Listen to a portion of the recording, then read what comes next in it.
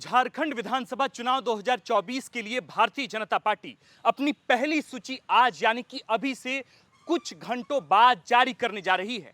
कल यानी 15 अक्टूबर को राज्य में चुनाव की घोषणा हुई और आज 16 अक्टूबर को भाजपा अपने उम्मीदवारों की पहली सूची जारी करने जा रही है।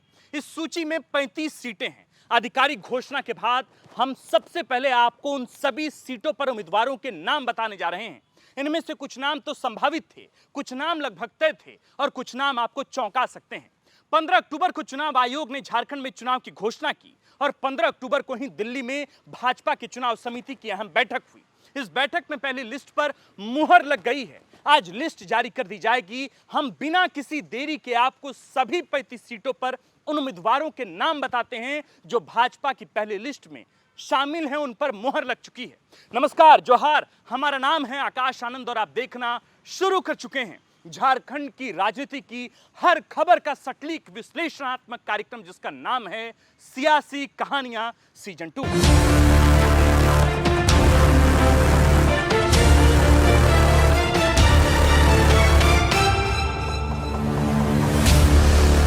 सूची में सबसे पहली सीट है रांची, जहां से टिकट मिलना है नवीन जायसवाल को। नवीन जायसवाल अब तक हटिया से चुनाव लड़ते रहे, लेकिन इस बार सीपी सिंह का टिकट काटकर उन्हें मौका दिया गया है। सीपी सिंह झारखंड सरकार में मंत्री रह चुके हैं, विधानसभा अध्यक्ष भी रहे हैं, लेकिन बढ़ती उम्र के कारण उन्हें इस बार मौका न देकर भाजपा ने नवीन जायसवाल को मौका दिया है। नवीन जायसवाल के हटने से हटिया सीट खाली हो गई है, जहां से इस बार पार्टी किसी नए कैंडिडेट को मौका देकर नए एक्सपेरिमेंट की तरफ बढ़ सकती है। दूसरी सीट है चंदन कियारी। चंदन कियारी से अमर बावरी का नाम पहले से तय था। हमने भी आपको यह बताया था, उनके नाम पर मुहर पहले ही लग चुकी थी। पूर्व मंत्री हैं, वर्तमान में नेता प्रतिपक्ष की जिम्मेदारी संभाल रहे हैं। 5वीं बार वे यहां से चुनावी मैदान में होंगे, लेकिन देखना होगा कि वे इस सीट को निकाल पाते हैं नहीं, क्योंकि जीएलकेएम का भी यहां प्रभाव ठीक ठाक होगा। बढ़ते हैं तीसरी सीट की तरफ। तीसरी सीट है कांके, जहां से इससे पहले भाजपा की तरफ से समरीलाल को मौका दिया गया था, लेकिन इस बार पार्टी ने उनका टिकट काट दिया है और मौका दिया है युवा उम्मीदवार कमलेश राम को। कमलेश राम पिछड़ी जाति से आते हैं, पार्टी के अंदर अनुसूचित जाति मोर्चा के में अहम भूमिका में रहे हैं। समरीलाल का टिकट काटकर उन्हें मौका दिया गया है। कहा जा रहा था कि समरीलाल की इमेज, उनकी छवि बहुत अच्छी नहीं थी। बढ़ते हैं चौथी सीट की तरफ। संथाल परगना के केंद्र में आती है जो दुमका सीट, उस सीट से भाजपा ने सुनील सोरेन को मौका दिया है। आपको जानकारी है कि लोकसभा चुनाव में पार्टी ने उन्हें मौका दिया था, दुमका से टिकट दिया था, लेकिन सीता सोरेन के पार्टी में शामिल होने के बाद उनका टिकट काट दिया गया था। इसके बाद उस त्याग के सम्मान स्वरूप ही उन्हें दुमका विधानसभा सीट से इस बार मौका दिया जा रहा है और उनके नाम पर मुहर भी लग चुकी है। आधिकारिक घोषणा होनी बाकी है।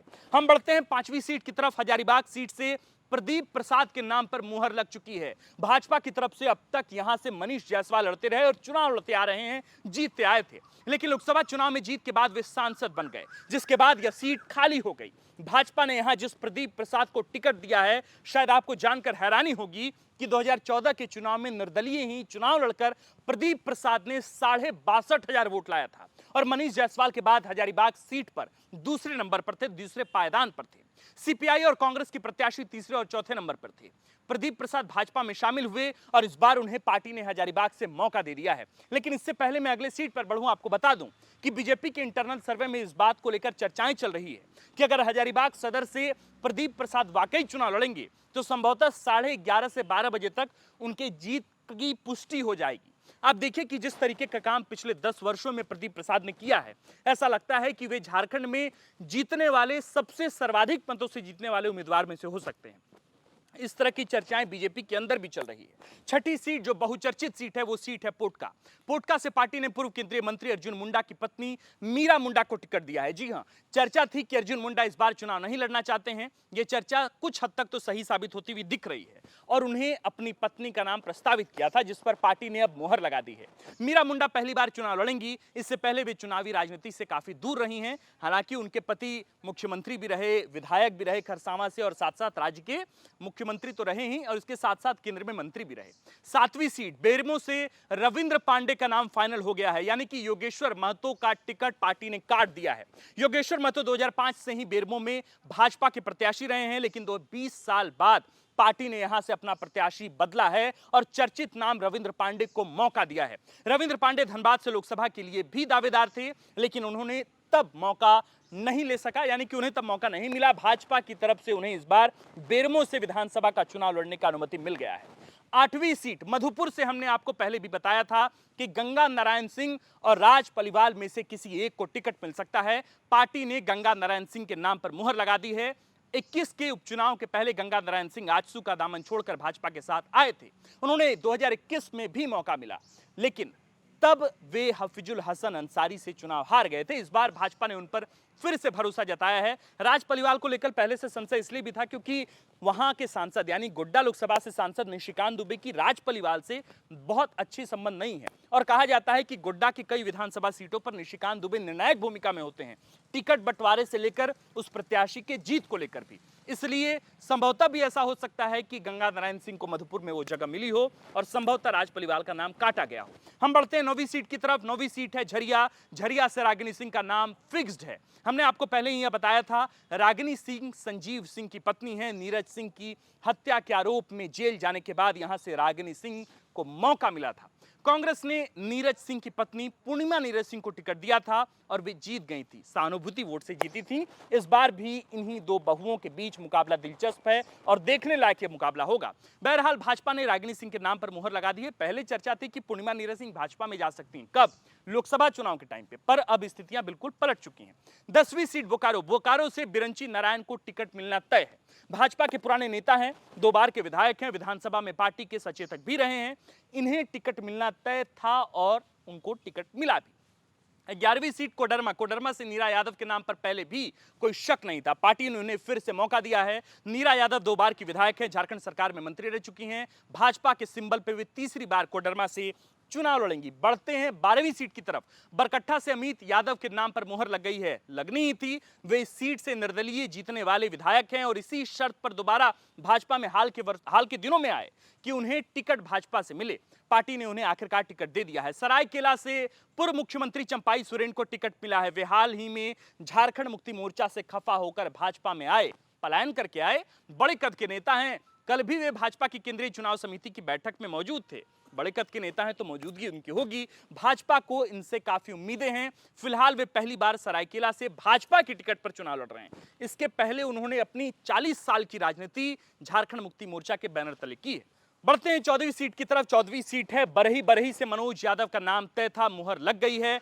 5 बार कांग्रेस की टिकट पर चुनाव लड़ने के बाद 19 के चुनाव से पहले वे कांग्रेस छोड़कर भाजपा में आए थे। भाजपा का दामन थामा था और भाजपा से 4 बार चुनाव लड़े जय उमाशंकर अकेला कांग्रेस में तब आ गए थे। उमाशंकर अकेला जीत गए थे, मनोज यादव चुनाव हार गए थे। इस बार भी इन 2 प्रत्याशियों के बीच मुकाबला दिलचस्प होगा। देखना होगा कि बरही से किसके पक्ष में मामला बनता है। 15वीं सीट है चक्रधरपुर। चक्रधरपुर का भी नाम इस सूची में शामिल है, जहां से शशिभूषण सामंत को मौका दिया गया है। शशिभूषण सामंत 2014 में झारखंड मुक्ति मोर्चा के टिकट पर चक्रधरपुर से चुनाव जीत चुके हैं, लेकिन 19 में वे झाविमो झारखंड विकास मोर्चा के टिकट पर लड़े और हार गए।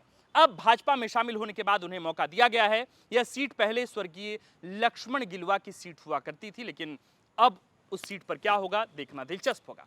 बढ़ते हैं 16वीं सीट की तरफ। जगन्नाथपुर की सीट है, हॉट सीटों में शुमार रहेगी। गीता कोड़ा के नाम पर कोई संशय न पहले था न अब है। पार्टी ने मुहर लगा दी है। गीता कोड़ा पूर्व मुख्यमंत्री मधु कोड़ा की पत्नी है। 9 और 14 में इसी सीट से चुनाव भी जीत चुकी हैं। लोकसभा चुनाव के पहले तक वे कांग्रेस को छोड़कर भाजपा में आई, लेकिन लोकसभा चुनाव हार गईं। अब पार्टी ने उन्हें उनकी ही सीट से लड़ने के लिए अपना सिंबल प्रदान कर दिया है, दे दिया है। अब देखना होगा कि गीता कोड़ा अपनी सीट, पारंपरिक सीट पर चुनाव जीत पाती हैं नहीं। बढ़ते हैं 17वीं सीट की तरफ। बगोदर। बगोदर से भाजपा ने नागेंद्र महतो के नाम पर ठप्पा लगा दिया है। 2000 में इन्होंने झारखंड मुक्ति मोर्चा के टिकट पर चुनाव लड़ा था, लेकिन 5 से लेकर अब तक वे लगातार भाजपा की टिकट पर लड़ते आ रहे हैं। 14 यानी 2014 में उन्हें जीत भी हासिल हुई थी। इस बार फिर से वे बगोदर से चुनाव लड़ेंगे। बगोदर से अभी वर्तमान विधायक जो हैं वो विनोद सिंह है, सीपीआईएमएल के टिकट पर चुनाव लड़ रहे हैं। 18वीं सीट गांडे की सीट। गांडे से भाजपा ने मुनिया देवी को मौका दे दिया है। कल्पना सोरेन के खिलाफ एक महिला प्रत्याशी को मौका दिया गया है। इस तरह पार्टी ने जयप्रकाश वर्मा का टिकट काट दिया। मुनिया देवी संभवतः पहली बार चुनाव लड़ने जा रही हैं। देखना दिलचस्प होगा कि एक तरफ हेमंत सोरेन की पत्नी कल्पना सोरेन और दूसरी तरफ साधारण परिवार से आने वाली मुनिया देवी, दोनों के बीच का मुकाबला कितना रोमांच भरा मुकाबला होगा, इसके सह्यात्री इसको देखने वाले तमाम झारखंड के लोग होंगे और देश के भी लोग होंगे। बढ़ते हैं अगली सीट की तरफ। सीट है गिरिडीह। गिरिडीह से पार्टी ने निर्भय शाहबादी को दोबारा मौका दिया है। 19 में यहां से चुनाव लड़े थे, इस बार भी पार्टी ने इसी नाम के साथ आगे बढ़ने का फैसला कर लिया है। बढ़ते हैं 22वीं सीट की तरफ। सीट है गुमला। गुमला से सुदर्शन भगत के नाम पर मुहर लगी है। इस बात में भी कोई शक नहीं था, वे केंद्र सरकार में मंत्री रह चुके हैं। पार्टी ने 2024 के लोकसभा चुनाव में इनका टिकट काटकर समीर उरांव को मौका दिया था, लेकिन वे भी चुनाव हार गए थे। इस बार विधानसभा के चुनाव में पार्टी ने उन्हें मौका दोबारा से दिया है। देखना होगा कि इस सीट पर क्या होता है। सिसई से अरुण उरांव को नाम उनका लगभग तय था, उनको मौका मिल चुका है। हमने आपको पहले बताया था पार्टी ने उन्हें टिकट दिया है। इस बार देखना दिलचस्प होगा कि प्रशासनिक छवि के साथ आने वाले ये राजनेता कितना कमाल कर पाते हैं। सिसई की सीट पर खिजरी से राम कुमार पाहन को टिकट दिया गया है। नाम आधिकारिक ऐलान बाकी है, लेकिन देखना होगा कि वे चुनाव में कितना कुछ कर पाते हैं। जमुआ से केदार हाजरा का टिकट पार्टी ने काट दिया है। मौका मिलता है, यानी मौका मिला है डॉक्टर मंजू को। मंजू कुमारी ने 2019 में कांग्रेस की टिकट पर चुनाव लड़ा था, लेकिन 2 दिन पहले यानी कि 14 अक्टूबर को भाजपा में शामिल हो गई थी। पार्टी ने उन्हें टिकट दे दिया है, आधिकारिक ऐलान बाकी है। 26वीं सीट राजधनवार की सीट। भाजपा ने अपने सबसे फायरब्रांड नेता, प्रदेश अध्यक्ष और राज्य के प्रथम मुख्यमंत्री बाबूलाल मरांडी को ही टिकट दिया है।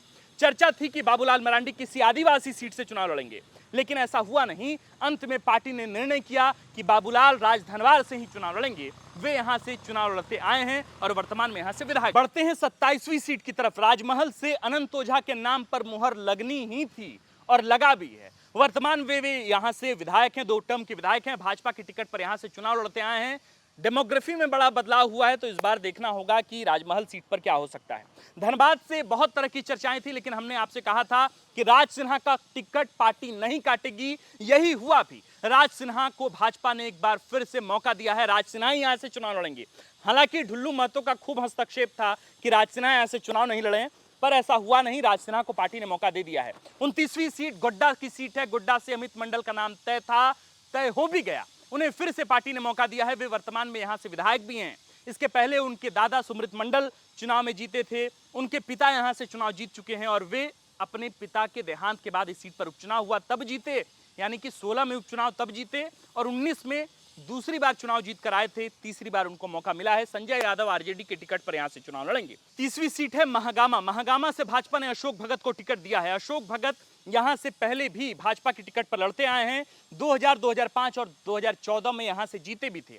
उन्हें एक बार फिर पार्टी ने मौका दिया है। सनद रहे कि 2000 के चुनाव में, यानी पहले जब उन्होंने पहली बार चुनाव लड़ा इस सीट पर, तब वे वर्तमान विधायक दीपिका पांडे सिंह के ससुर अवध बिहारी सिंह को मैदान में चुनाव हराकर पहली बार विधायक निर्वाचित हुए थे।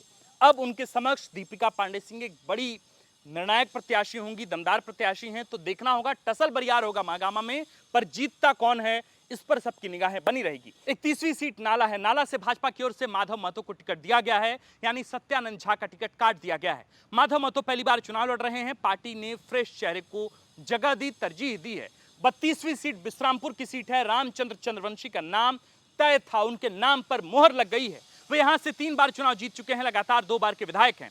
पलामू से आलोक चौरसिया को भाजपा ने इस बार फिर टिकट दिया है। 34वीं सीट गढ़वा की सीट। गढ़वा से सत्येंद्र नाथ तिवारी को फिर से रिपीट किया गया है। वे यहां से 2005 से ही चुनाव लड़ते आ रहे हैं। जेवीएम की टिकट पर 9 में और भाजपा की टिकट पर 14 में यहां से चुनाव जीत चुके हैं।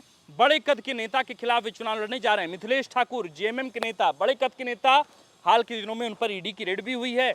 देखना दिलचस्प होगा कि इस सीट पर क्या होता है। हालांकि इस सीट पर कल्पना सोरेन की भी खूब दमदार उपस्थिति रही। हाल के दिनों में बीजेपी के कई लोग, कई कार्यकर्ता टूट कर भी आए, तो देखना होगा कि इस बार वहां मौका क्या हो सकता है। 35वीं सीट है, अंतिम सीट है हुसैनाबाद की, जहां से कमलेश सिंह का नाम तय था। वे एनसीपी छोड़कर भाजपा में शामिल हुए। हाल के दिनों में जब एनसीपी में थे, तब जब भी भाजपा उनके सामने अपना कैंडिडेट नहीं देती थी। इस बार वे भाजपा के साथ हैं और उन्हें पार्टी ने टिकट दे दिया है। दर्शकों, हमने आपको झारखंड की 35 विधानसभा सीटों पर भाजपा के उन उम्मीदवारों की सूची बताई है जिन्हें इस बार पार्टी टिकट दे रही है। लेकिन मैं एक बात साफ कर देता हूं, अभी पार्टी की तरफ से आधिकारिक घोषणा होनी बाकी है। जब भाजपा अपनी पहली सूची जारी करेगी, हम आपको इस पर और अधिक स्पष्टता के साथ विस्तृत जानकारी मुहैया कराएंगे।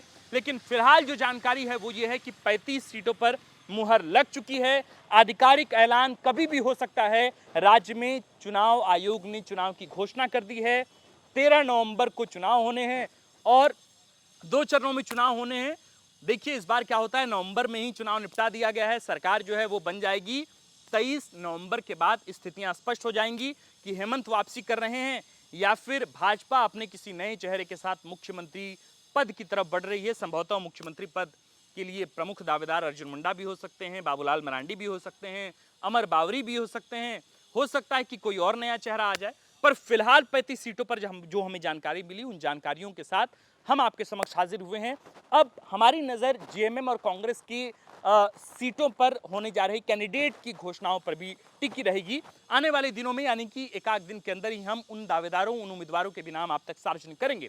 फिलहाल आप देखिए 35 सीटों पर उम्मीदवारों का चयन किस तरह से पार्टी ने किया है। आप भी मैथमेटिक्स लगाइए, समीकरण भिड़ाइए, कांटा लगाइए, देखिए कि इस बार इन सीटों में 35 सीटों में किस कैंडिडेट की जीतने की संभावना अधिक और किस कैंडिडेट की हारने की संभावना अधिक है। आप देख रहे थे द फोर्थ पिलर का पुराना हो चुका कार्यक्रम सियासी कहानियां सीजन 2। हमारा नाम है आकाश और कैमरे के पीछे हैं नीरज। शुक्रिया।